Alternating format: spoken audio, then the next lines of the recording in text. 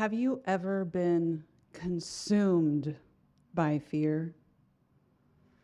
Because I have. And believe it or not, it was not backstage 60 seconds ago. No, my moment with fear came when a colleague introduced me to her publisher, inviting me to share my own transformative story, one of leaving the cult where I was raised. During that 30-minute conversation, I felt like the rope being used in a strongman tug-of-war. On one end, you know if you share your story, you're going to alienate a lot of people. And on the other end, that might be true, but think of the people you could help. My people-pleasing persona showed up big time. But in the end, I said yes, and I signed that contract with my publisher in early 2022. That yes was the single bravest decision I've made as a human to date. As a woman raised in a cult, I thought I had to be perfect. I thought I had to be a good girl, an obedient daughter. I had to be everything the cult taught me to be instead of just being authentically who I am. See, in the cult where I was raised, we were taught that we had to be perfect to make it to heaven. I don't mean be kind to your neighbor. No, we had a laundry list of musts that would ensure our heavenly entrance. Now, as is the case with most cults, they manipulate through fear, using exclusivity as a tool to keep their members loyal. For us, that exclusivity meant only 144,000 people would ever make it to heaven.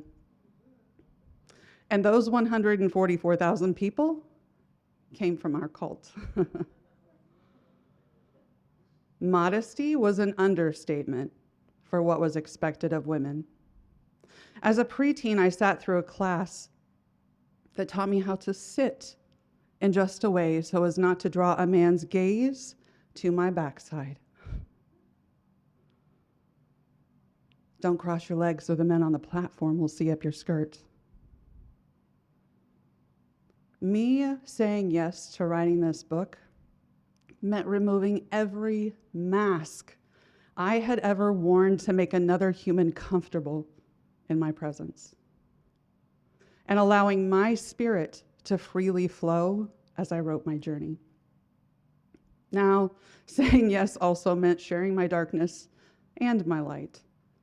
As a young girl, I was abused by my mother, both physically and emotionally.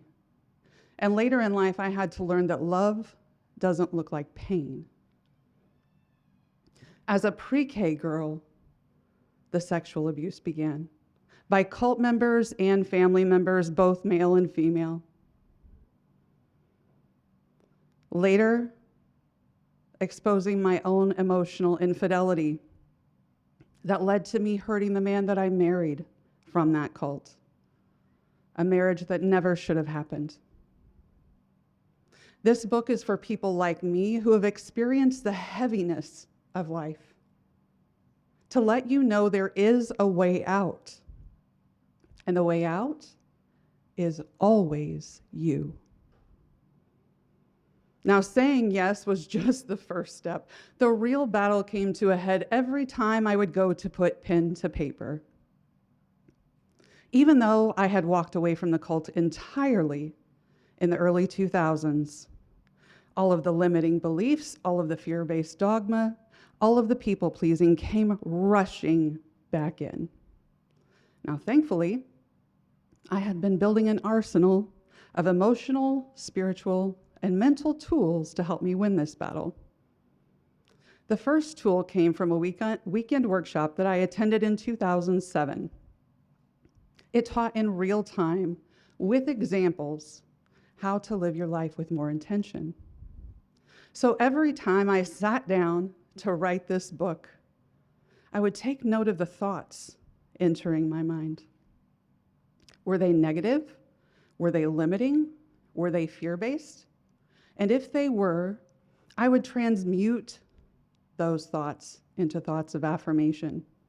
Thoughts like, Aunt so-and-so is going to hate me if I write this book. quickly became, this book is going to get written. And it's going to land in front of exactly the right people. And it will empower them to step into their most authentic selves. Since that time in 2007, I became aware of the power of silence. It's a recent realization that everything we need to know, we actually already know innately.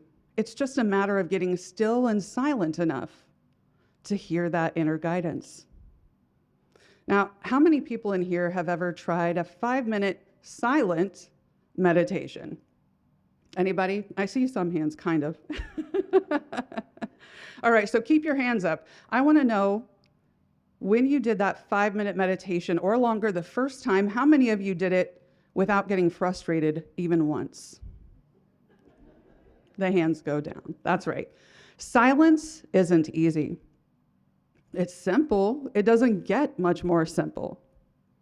But silence can bring up the negative beliefs we hold about ourselves. And it can cause us to spiral into fear if we don't know how to transmute those negative beliefs.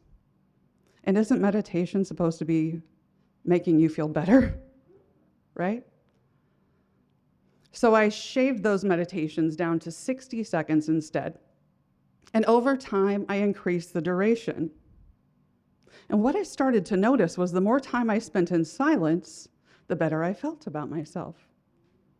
And the better I felt about myself, the better I treated myself. And the better I treated myself, the less I cared what everybody else needed me to be. So on August 1st, I closed my eyes to find myself, the self that I had been truly seeking. I took a deep breath, and as I closed my eyes, I saw a vision I had seen in a shamanic-led journey. Being whisked through a dark tunnel, landing squarely at my solar plexus, I saw the most gorgeous, radiant golden light shaped in feminine form. That light told me, you have never been and never will be separated from the source of all that is, but you are in constant co-creation with that source. So 12 days later, on August 12th, I did the hard thing. I submitted the first draft of what would become an international bestseller, and in the categories of religion and spirituality, no less. And I learned a pivotal lesson that day. Growth doesn't necessarily take strength. It takes a simple decision. Are you willing to be exactly who you are? Thank you.